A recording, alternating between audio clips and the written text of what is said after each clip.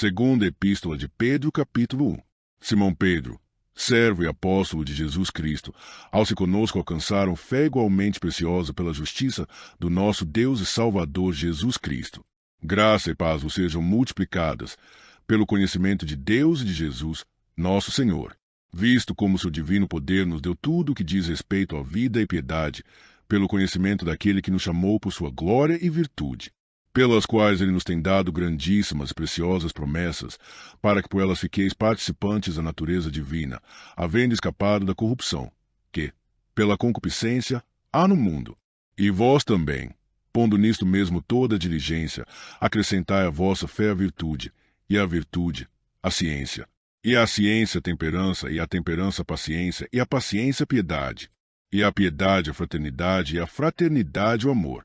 Porque sem vós houverem aumentarem estas coisas, não vos deixarão ociosos nem estéreis no conhecimento de nosso Senhor Jesus Cristo. Pois aquele em quem não há estas coisas é cego, nada vendo ao longe, havendo-se esquecido da purificação dos seus antigos pecados. Portanto, irmãos, procurai fazer cada vez mais firme a vossa vocação e eleição, porque, fazendo isto, nunca jamais tropeçareis. Porque assim vos será amplamente concedida a entrada no reino eterno de nosso Senhor e Salvador Jesus Cristo. Pelo que não deixarei de exortar-vos sempre acerca destas coisas, ainda que bem as saibais e estejais confirmados na presente verdade.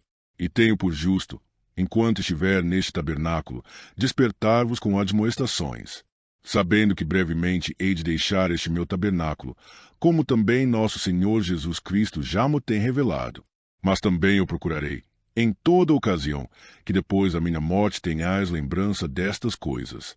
Porque não vos fizemos saber a virtude e a vinda de nosso Senhor Jesus Cristo, seguindo fábulas artificialmente compostas, mas nós mesmos vimos a sua majestade. Porquanto ele recebeu de Deus Pai honra e glória, quando da magnífica glória lhe foi dirigida a seguinte voz: Este é o meu Filho amado, em quem me tenho comprazido. E ouvimos esta voz dirigida do céu, estando nós com ele no Monte Santo. E temos muito firme a palavra dos profetas, a qual bem fazeis em estar atentos, como uma luz que alumia em lugar escuro, até que o dia esclareça e a estrela da alva apareça em vosso coração. Sabendo primeiramente isto, que nenhuma profecia da Escritura é de particular interpretação, porque a profecia nunca foi produzida por vontade de homem algum, mas os homens santos de Deus falaram inspirados pelo Espírito Santo. Segunda Epístola de Pedro, capítulo 2. E também houve entre o povo falsos profetas, como entre vós haverá também falsos doutores, que introduzirão encobertamente heresias de perdição e negarão o Senhor que os resgatou, trazendo sobre si mesmos repentina perdição. E muitos seguirão as suas dissoluções, pelos quais será blasfemado o caminho da verdade. E, por avareza, farão de vós negócio com palavras fingidas, sobre os quais já de largo tempo não será tardia a sentença, e a sua perdição não dormita. Porque, se Deus não perdoou aos anjos que pecaram, mas, havendo lançado no inferno, os entregou às cadeias da escuridão, ficando reservados para o juízo, e não perdoou ao mundo antigo, mas guardou a Noé, pregoeiro da justiça, com mais 7 pessoas, ao trazer o dilúvio sobre o mundo dos ímpios, e condenou a subversão às cidades de Sodoma e Gomorra, reduzindo-as a cinza e pondo-as para exemplo aos que vivessem impiamente. E livrou o justo Ló, enfadado da vida dissoluta dos homens abomináveis. Porque este justo, habitando entre eles, afligia todos os dias a sua alma justa, pelo que via e ouvia sobre as suas obras injustas.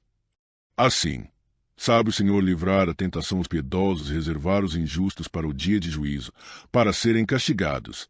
Mas principalmente aqueles que segundo a carne andam em concupiscências de imundícia e desprezam as dominações. Atrevidos, obstinados, não receiam blasfemar das autoridades. Enquanto os anjos, sendo maiores em força e poder, não pronunciam contra eles juízo blasfemo diante do Senhor. Mas estes, como animais irracionais, que seguem a natureza, feitos para serem presos e mortos, blasfemando do que não entendem, perecerão na sua corrupção, recebendo o galardão da injustiça, pois que tais homens têm prazer nos deleites cotidianos, nódos são eles e máculas, deleitando-se em seus enganos, quando se banqueteiam convosco, tendo os olhos cheios de adultério e não cessando de pecar, engodando as almas inconstantes, tendo coração exercitado na avareza, filhos de maldição, os quais, deixando o caminho direito, erraram seguindo o caminho de Balaão, filho de Beor, que amou o prêmio da injustiça, mas teve a repreensão da sua transgressão. O mudo jumento, falando com voz humana, impediu a loucura do profeta. Estes são fontes sem água, nuvens levadas pela força do vento, para os quais a escuridão das trevas eternamente se reserva. Porque, falando coisas muito arrogantes de vaidades, engoram com as concupiscências da carne e com dissoluções aqueles que se estavam afastando dos que andam em erro, prometendo-lhes liberdade, sendo eles mesmos servos da corrupção. Porque de quem alguém é vencido, do tal faz-se também servo. Porquanto se, depois de terem escapado das corrupções do mundo, pelo conhecimento do Senhor e Salvador Jesus Cristo, forem outra vez envolvidos nelas vencidos, tornou-se-lhes o último estado pior do que o primeiro. Porque melhor lhes fora não conhecerem o caminho da justiça do que, conhecendo, desviarem-se do santo mandamento que lhes fora dado. Deste modo, sobreveio-lhes que por um verdadeiro provérbio se diz: o cão voltou ao seu próprio vômito, a porca lavada ao espojadouro de lama. Segunda Epístola de Pedro, capítulo 3.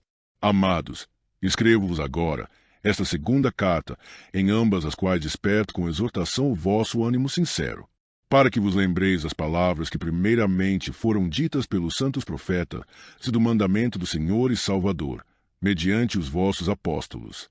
Sabendo primeiro isto, que nos últimos dias virão escarnecedores, andando segundo as suas próprias concupiscências, e dizendo: onde está a promessa da sua vinda? Porque desde que os pais dormiram todas as coisas permanecem como desde o princípio da criação. Eles voluntariamente ignoram isto, que pela palavra de Deus já desde a antiguidade existiram os céus e a terra, que foi tirada da água e no meio da água subsiste, pelas quais coisas pereceu o mundo de então, coberto com as águas do dilúvio.